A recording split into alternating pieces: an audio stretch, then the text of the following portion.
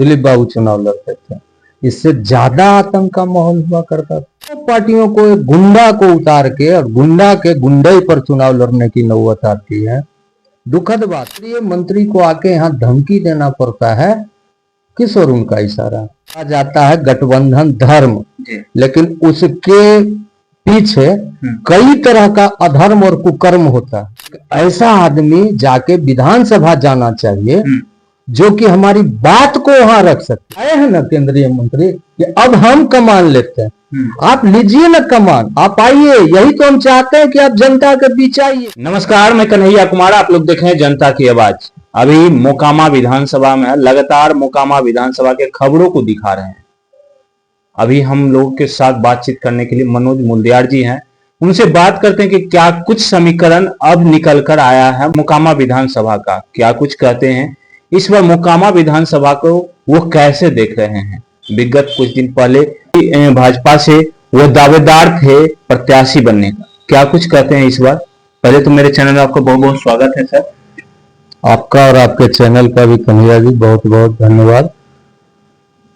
क्या कुछ कहिएगा, मोकामा विधानसभा का समीकरण एकदम से उलट पुलट कर देखने को मिल रहा है सर, क्योंकि दुलार चंद की हत्या, पूर्व विधायक की गिरफ्तारी और जिस तरह का माहौल बना दिया गया है, डर का माहौल पूरे टाल क्षेत्र में देखने को मिल रहा है।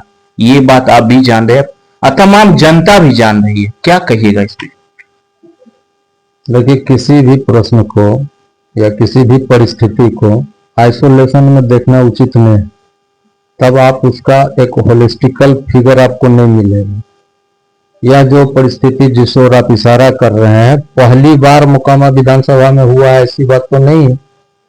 90 के दशक में भी जब अनंत बाबू लड़ते थे चुनाव, दिलीप बाबू चुनाव लड़ते थे, इससे ज्यादा आतंक का माहौल हुआ करता था। उस समय तो बैलेट पर चुनाव होता था। जो चुनाव आपका पुटुस हत्याकांड के में हुआ पृष्ठभूमि में, वह भी उसी तरह का चुनाव था। ये तो मोकामा का नियति बन गया। आखिर हमारी लड़ाई है क्या कि यहाँ लोकतंत्र के मूल्यों पर पार्टी जो कार्यक्रम करता है, जो उसका नीति है, जो उसका सिद्धांत है, जो उसका कार्यकर्ता है, इस पर चुनाव क्यों नहीं लड़ती? क्यों पार्टियों को गुंडा को उतार के और गुंडा के गुंडे पर चुनाव लड़ने की नौबत आती है? दुखद बात है, हम बीजेपी में हैं, स्थापना काल से संघ के स्वयंसेवक हैं। हमको एकदम अच्छा नहीं लगता है जबकि इस तरह का प्रश्न पूछा जाता है और हमारे गृह मंत्री को असहज होना पड़ता है। केंद्रीय मंत्री को आके यहाँ धमकी देना पड़ता है, किस और उनका इशारा। अच्छा, तो आपकी अभी उपस्थिति किस पार्टी से है सर? पार्टी तो हम बीजेपी में है, सब दिन से बीजेपी में। दोनों का तो एलायंस ही है। देखिए, आप इशारा जहां कर रहे हैं उसको गठबंधन धर्म कहते हैं। बोला जाता है गठबंधन धर्म, लेकिन उसके पीछे कई तरह का अधर्म और कुकर्म होता है। और आप पत्रकार हैं और हम बिहार मोकामा की जनता को भी कहेंगे कि लोकतंत्र में गठबंधन धर्म से भी बड़ा एक धर्म होता है जिसको कहते हैं लोकतंत्र का डेमोक्रेटिक धर्म। वो क्या है? वो है कि एक साफ सुथरा आदमी मेरा जाना चाहिए प्रतिनिधित्व करने के लिए। एक ऐसा आदमी जाना चाहिए जो सही में क्षेत्र का प्रतिनिधित्व करता हो, यहाँ का समस्या जानता हो, उसके समाधान के लिए प्रयासरत हो।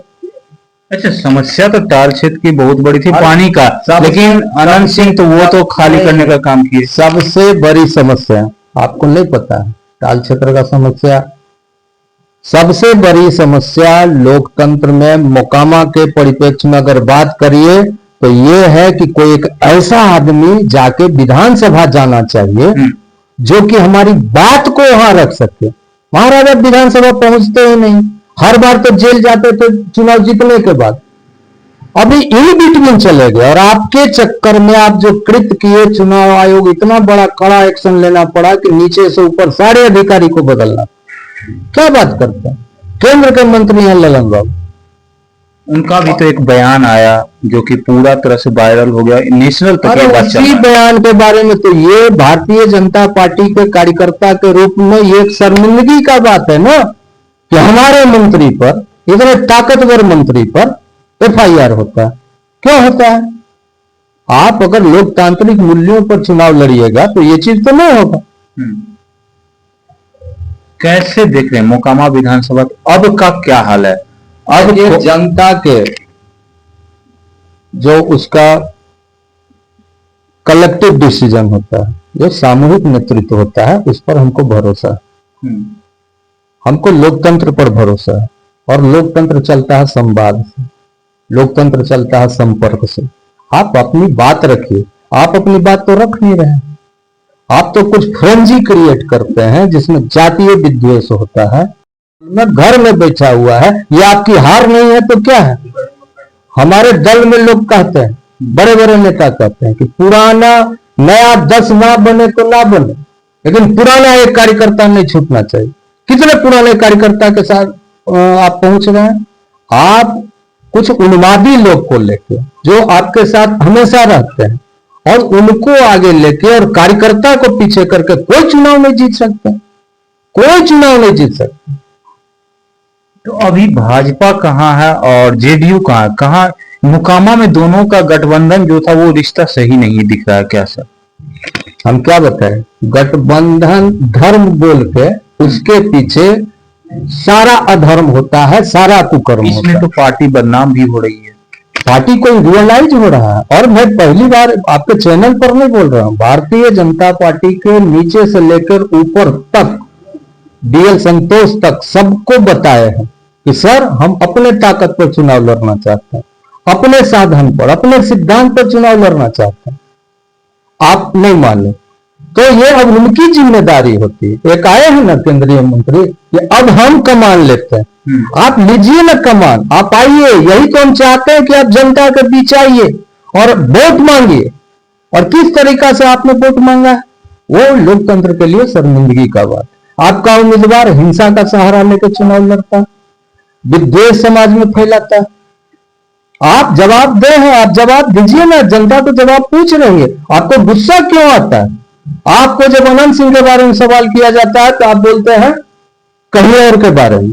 ठीक है, आप बड़ा नेता है, आपके पूरे बिहार के परिप्रेक्ष्य में आपको सोचना और बोलना चाहिए, ये बात भी सही। तो अब आप जनता को क्या अपील कीजिएगा, किनको वोट डालने के लिए? जनता के क्या अभी हम बोले कि जनता के कलेक्टिव डिसीजन लेने की जो क्षमता है उस पर हमको भरोसा है। वो अपने हक के लिए, अपने हुकूक के लिए जो उचित समझता है, वो मैं अपील सिर्फ इतना करता हूं कि निर्भय होकर जाइए, अपने दिमाग का उपयोग कीजिए, जो आपके हित में सर्वोत्तम लगता है उस उम्मीदवार को आप वोट दीजिए। हम इस तरह के राजनीति जो परोसा जाता है मोकामा में, जो विकल्पहीनता का, जो लोग साफ सुथरा आदमी को चुनाव वोट देना चाहता है वो क्या करें? उसके पास क्या विकल्प?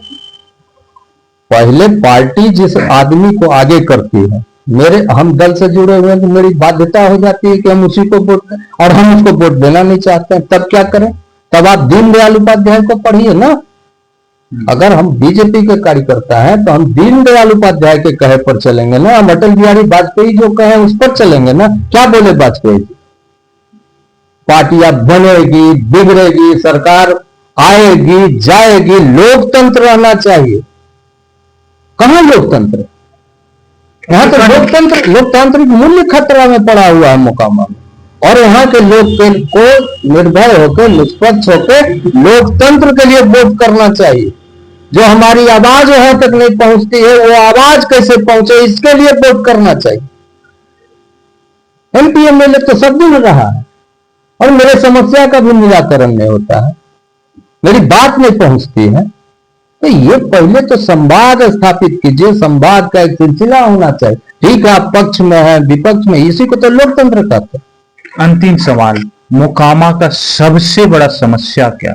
यही, यहाँ मोकामा एक केस बन गया है। ये तो राजनीति के विद्यार्थी के लिए जो नीति की बात करते हैं, सिद्धांत की बात करते हैं, ऊंचा ऊंचा बात करते हैं। दीनदयाल उपाध्याय तो सही इसको स्पष्ट बोले।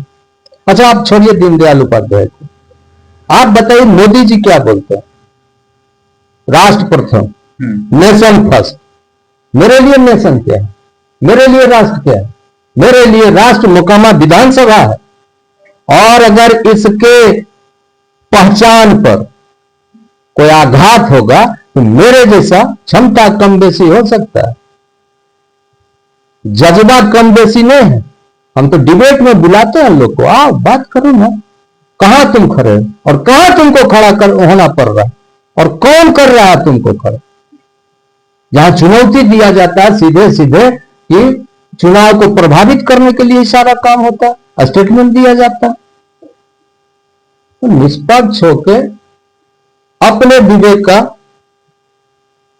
उपयोग करते हुए अपने हित के लिए आप मतदान करिए, यही अपील करना चाहेंगे। बहुत बहुत धन्यवाद आपका। चलिए धन्यवाद। देखिए ये थे मनोज मुलियार जी मोकामा से, जो लगातार विश्वास जनता को दिलाते रहते हैं कि किस तरह से वह निष्पक्ष होकर चुनाव को देखे, यह न कि बातों में आकर वो चुनाव करे। इसी तरह से छोटे बड़े खबरों से अवगत रहने के लिए जनता के वाहिनी चैनल से जुड़े रहे। बहुत बहुत धन्यवाद।